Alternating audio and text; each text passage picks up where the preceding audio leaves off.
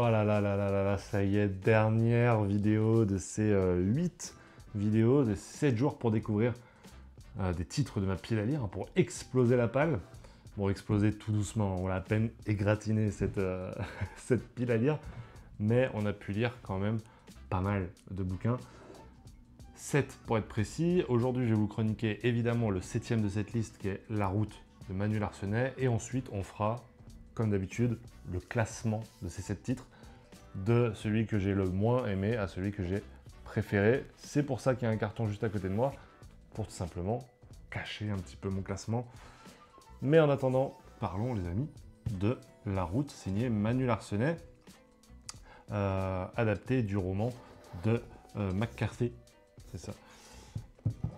Alors, petit préambule. Quand j'étais plus jeune, oh là là, ça date, j'étais en section littéraire et donc j'ai fait une matière qu'on appelle littérature anglaise, rien que ça, dans laquelle on a lu La Route de McCarthy, ce qui m'a amené à regarder le film. En réalité, j'ai fait dans l'autre sens, parce qu'évidemment, feignant que j'étais, j'ai voulu d'abord regarder le film. Je me suis rendu compte que c'était plutôt pas mal et que surtout c'était assez synthétique et qu'il fallait lire le roman. Donc j'ai en tête plutôt très bien l'histoire quand je m'attaque à La Route signée Manuel Arsenet. La Route, c'est donc, comme je vous avais dit hier, l'histoire de ce père et son fils qui se retrouvent dans un monde post-apocalyptique. On ne sait pas trop ce qui s'est passé dans la BD. On sait grosso modo que le monde va mal, qu'il est très difficile de survivre, que ça fait un petit moment que c'est arrivé puisque les réserves ont été pas mal épuisées. On sait que il reste potentiellement pas longtemps à vivre à nos deux protagonistes parce que voilà, ils ont la peau sur les os et la moindre dégradation ferait, voilà, apporterait leur mort probable. On va donc les voir parcourir la route en direction du sud, où se trouverait un endroit déjà un peu plus chaud, puisque c'est difficile de survivre aux hivers. Et ils se disent également que c'est probablement là-bas que les gens ont eu l'idée d'aller, et que donc, si on veut trouver des survivants, probablement que c'est dans le sud. Une route qui est semée d'embûches, parce qu'il y a pas mal de gangs, appelons-les comme ça, qui eux aussi dépouillent tout ce qu'ils peuvent dépouiller, et donc forcément les civils. Qu'est-ce que j'ai pensé de La Route en BD? Visuellement, c'est incroyable. Alors moi, Manuel Arsenet, j'ai lu que le tome 1 du Combat ordinaire, donc autant vous dire qu'on dénote plutôt totalement niveau graphisme. Je savais à quoi m'attendre, j'ai vu pas mal de critiques, j'ai vu pas mal de planches, etc. Donc effectivement, on est sur une BD très sombre, avec un trait hyper charbonneux. En tout cas, il y a ce truc poussiéreux, ce truc sale, ce truc presque viscéral qui émane de la BD, qui évidemment t'accroche les tripes. Et ça, tout le long de la BD, évidemment amplifié quand on voit des cadavres, quand on voit des morts vivants, parce qu'en vrai, ces gars qui marchent sont quasiment morts. On n'est pas sur une BD de zombies, hein, pas du tout, mais je veux dire, on a vraiment ce truc où t'as la mort en marche, vraiment. Donc niveau dessin, c'est absolument bluffant, les décors, les personnages, les mises en scène, le découpage, c'est une masterclass, hein, vraiment dans le terme masterclass, une classe de maître sur comment faire une BD post-apo pour moi, en maintenant cette idée de noir et blanc absolument bluffant. Niveau scénar, on est sur La Route, hein, vraiment, donc un scénario qui tient sur un post-it. Et d'ailleurs, quelqu'un en commentaire disait ça. Quelqu'un disait en commentaire quand j'ai tiré la route, je remettrai le commentaire, je suis désolé, attendez, je le mettrai là. Il disait qu'il avait, qu'il comprenait pas pourquoi La Route avait un tel succès, parce que pour lui, le résumé tenait sur un timbre-poste. Et c'est vrai, mais c'est là toute la magie de cette œuvre. C'est-à-dire que dans le titre, t'as tout. Et là, en plus, synthétisé en BD, parce qu'il faut enlever pas mal d'éléments, tu gardes que l'essentiel, la substantifique moelle, comme dirait l'autre. Donc, hyper important d'arriver à synthétiser, et donc le scénario, c'est vraiment tout ce que je vous ai raconté, quoi. Maintenant, deux choses l'une. Je sais objectivement que cette BD est exceptionnelle. J'ai pas besoin des retours des gens. Vraiment, je la trouve magistrale, vraiment. Et pourtant, c'est là où le bas blesse. Et pourtant, je suis resté un petit peu sur le côté de la route, finalement. Je suis resté un petit peu sur le côté, sans trop m'expliquer pourquoi. Peut-être que aucune surprise dans le scénario, forcément, hein, c'est la 3e itération de l'œuvre que je lis, quoi.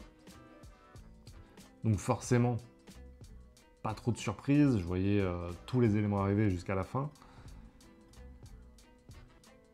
Visuellement, c'est splendide, juste ça m'a pas attrapé les tripes, quoi. Tu vois, vraiment, j'ai beaucoup aimé, mais ça m'a pas saisi, quoi. C'est ça qui est absolument magnifique avec la BD, c'est que tu peux avoir des œuvres sans aucun défaut, qui juste, je sais pas, ne t'accrochent pas, quoi.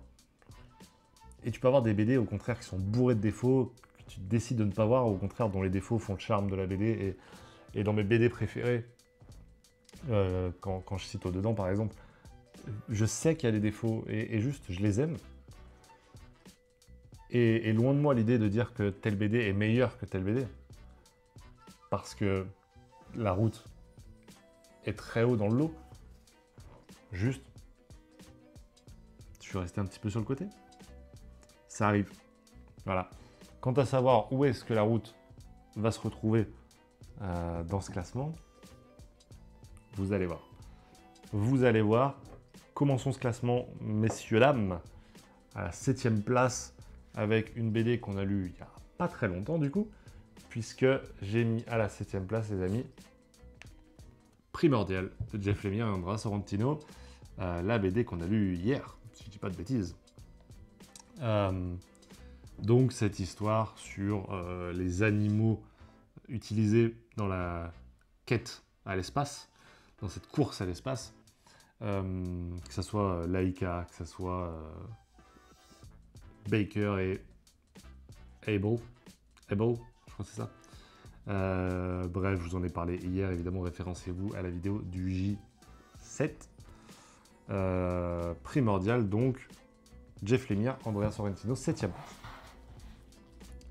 On continue les amis. Là, j'ai pas mal hésité, mais j'ai décidé de mettre ici Ginseng Roots de Craig Thompson, la 2e BD qu'on a tirée au sort, donc le J2, si jamais vous voulez vous y référencer.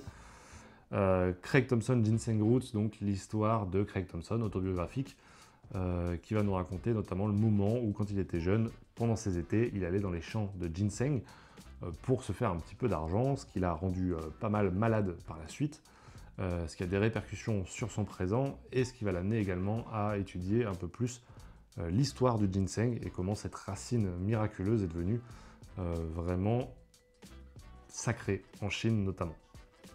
Ginseng Root, donc signé Craig Thompson. Peut-être qu'il me manque Blankets pour apprécier à sa juste valeur Ginseng Roots, mais j'ai déjà beaucoup aimé. 6e place, les amis, on est déjà sur une BD qui, pour moi, est vraiment très très cool. Et là, plein d'hésitations, mais je crois, les amis, que je vais mettre... Eh oui, je crois que je vais mettre La Route à la 5e place. Et là, je pense qu'il y a des gens qui vont complètement quitter cette vidéo, ou même se désabonner. Comment peut-il mettre La Route aussi loin? Bon, vous l'avez souligné dans les commentaires hier, je l'ai vu. On est sur des BD d'une grande qualité cette semaine. Et donc forcément, La Route a une place toute particulière, 5e place, comme je ne vais pas revenir sur ce que j'ai dit dans cette vidéo même. Vous avez bien compris pourquoi elle est là. c'est totalement subjectif, totalement personnel. 5e place donc pour la route. À la 4e place, on attaque le manga avec Bakuman, donc de Oba et Obata, les auteurs de Death Note, entre autres, qui nous invitent donc dans les coulisses du monde du manga, du monde du shonen, dans le monde du jump, bref, comment publier un manga en 10 étapes, ou beaucoup plus, hein, en 20 tomes plutôt.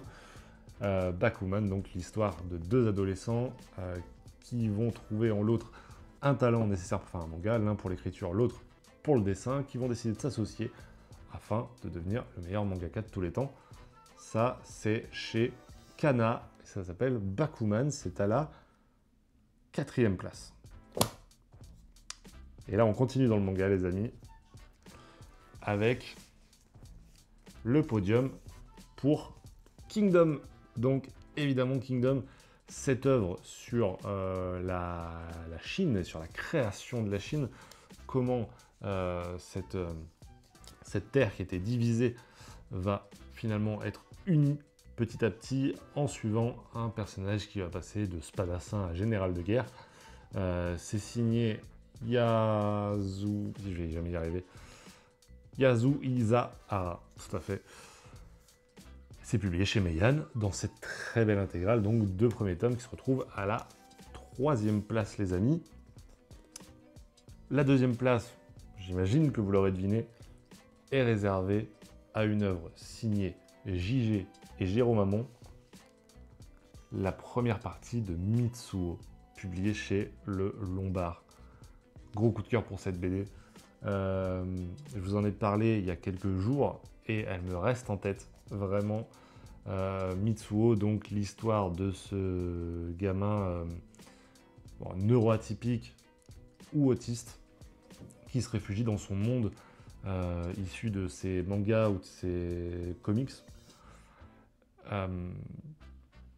qui n'arrive pas à communiquer avec le monde extérieur, le monde extérieur n'arrive pas à communiquer avec lui non plus, et sa mère va décider de le kidnapper pour tenter une nouvelle fois de rentrer en communication avec lui, pourquoi pas en rentrant dans son univers à lui.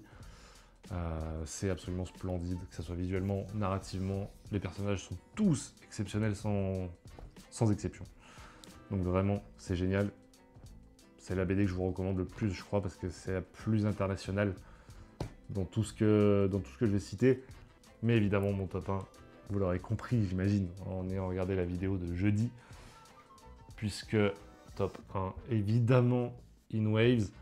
Pourquoi je dis évidemment? Parce que c'est le top 1 devant beaucoup de choses. Devant beaucoup de choses. C'est peut-être même un top 1 un peu plus général. On en reparlera. Est-ce que ça n'a pas réussi à détrôner beaucoup de choses que j'ai lues ces dernières années? C'est possible.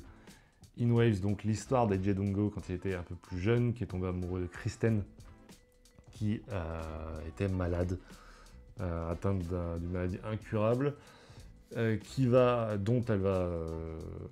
laquelle elle va succomber, tout simplement. Et on va avoir plusieurs étapes dans ce bouquin. Évidemment, les étapes de combat, les étapes d'acceptation, les étapes de deuil, mais également, un peu comme Ginseng Roots, une deuxième partie qui, elle, va plus être documentaire sur l'histoire du surf et de 2 figures hyper importantes dans cette discipline. In Waves et Eiji Dongo chez Casterman, c'est absolument exceptionnel. Voilà, c'est absolument génial. Une des meilleures BD que j'ai jamais lues, voilà, tout simplement. Donc une belle semaine qui s'achève. Merci Apo, merci Fox d'avoir choisi ces beaux échantillons. Il nous reste beaucoup de choses, évidemment. Je vous en ai parlé hier, à partir de ce soir, là, au moment où vous regardez cette vidéo.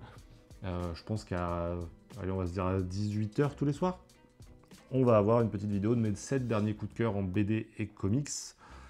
Voilà, ne ratez pas ça, c'est plutôt des sorties récentes.